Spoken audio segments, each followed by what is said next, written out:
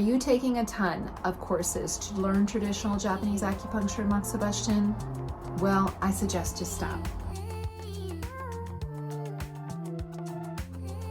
Hello, my name is Suzuki, and today I want to talk about why I recommend not taking a ton of courses, CEU courses, in order to learn traditional Japanese acupuncture and Moxibustion. So I have been talking to a ton of acupuncturists from around the world, and all of them have pretty much been telling me the same thing, that they've been taking a ton of CEU classes about TCM, of course, but also traditional Japanese acupuncture and Moxibustion.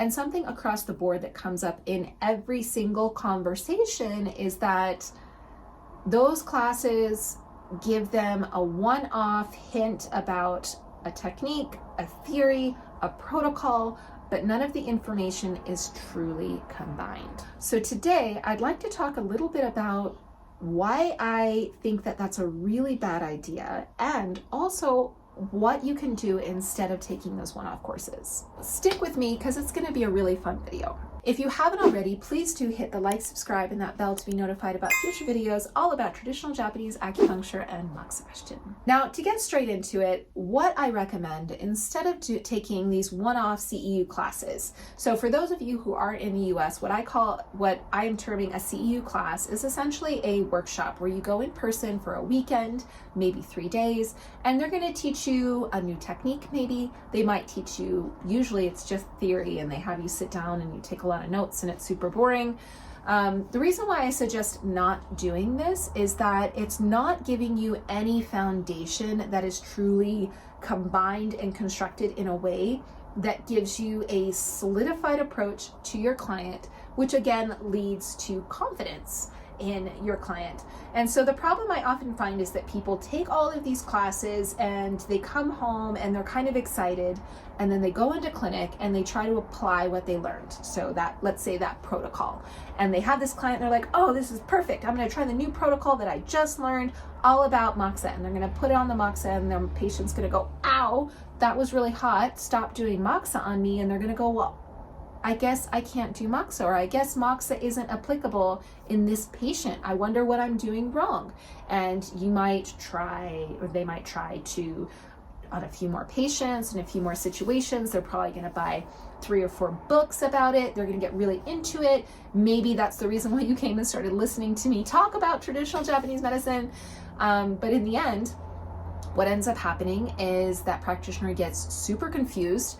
They lose a ton of confidence in their practice, and the problem of that is it leads to poor results with their clients, right? And poor results with your clients is going to lead to less money, and less money leads to less confidence and maybe a different lifestyle.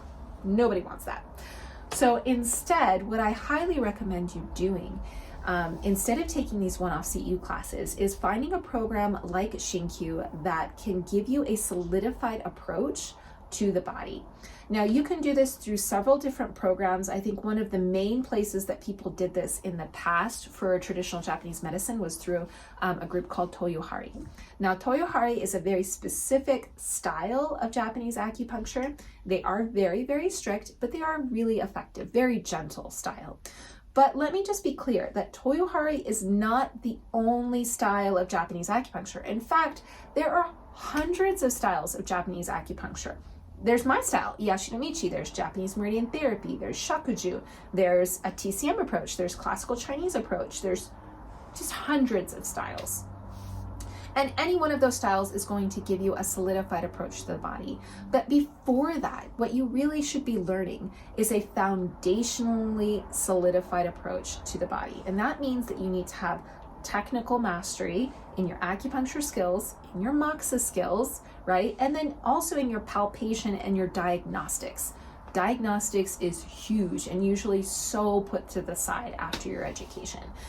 Being able to get a solid pulse diagnosis, being able to have a solid palpation and Hara diagnosis is super important. And being able to have a solidified teacher or an approach that says, okay, we have these results. Now you can take your acupuncture technique and use these techniques to tonify, to disperse, to use your moxa in these ways.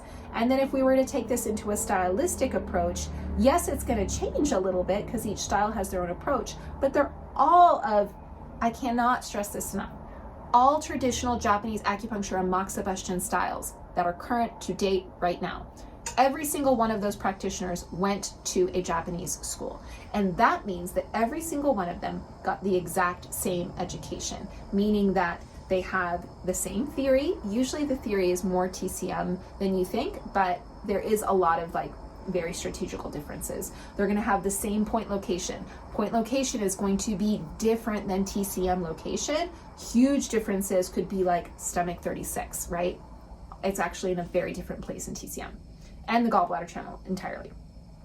And so they're also going to have the same technical acupuncture techniques. Now, the degree in which they're taught is going to be a little bit better or a little bit worse depending on the school they attended. Like my school was amazing at Toyo ShinKyu, but some people are going to have a different education, right? But they're going to still have the same foundational education in that they use their left and their right hand. They roll moxa with their hands and not with boards, right? They know how to light their moxa correctly. They know how to tonify and disperse a point rather than just sticking needles in and leaving them there. What retention is just one technique of many classical techniques. So being able to combine all this material together. Sorry, I went on a rant. Being able to combine all this material together and saying, this is the protocol for headaches. This is the protocol for an excess headache. This is the protocol for a deficient headache. Now, because these are deficient and excess and maybe miscellaneous, we're going to use these different techniques that we can learn. And because we're using these techniques in acupuncture, we can use these techniques in moxa or these techniques with bloodletting, and that's going to lead to results A, B, and C. Now, depending on that, that's going to tell you if you did the right, the wrong, or maybe an indifferent treatment. Now let's go from there. So do you see how we can start to really combine our information together? And when you take those one-off CEU classes, you're unfortunately selling yourself a little short. I like to say that you should really take care of your time, energy, and money, right? And CEU classes that are one-off, they really do suck your time, energy, and money away from you. What I prefer you do is find a mentor, whether that's myself or someone else. For myself, that's within ShinKyu University, that's going to say, this is your time, energy, and money. Let's make sure we combine this information, make it digestible, make it really step by step, and take you to a place that's going to elevate your practice rather than just confuse and degrade your practice. So again, those are all the steps. That's why I recommend not taking random CEU classes, even if initially it costs you a little bit more to study with one mentor. In the end, it's going to pay off financially in your practice because you're going to get those elevated results with your clients. So if you haven't already, please do hit the like, subscribe button and that bell to be notified of future videos. And if you're interested in the ShinKyu mentorship, I would love to talk to you about your goals, what you've done so far, what's worked and what hasn't worked, and see if ShinKyu is the right fit for you and your practice. Now, you can find the link to that interview in the description box below. I highly suggest setting it up. You can also just put apply in the comments and then I will send you a link to set that interview up. All right, everyone, thank you so much for watching. It was my pleasure speaking with you today. Hopefully one day I will meet you in person. And if you're really interested in mentorship and what it can do for your practice, you're going to want to watch this video right over here.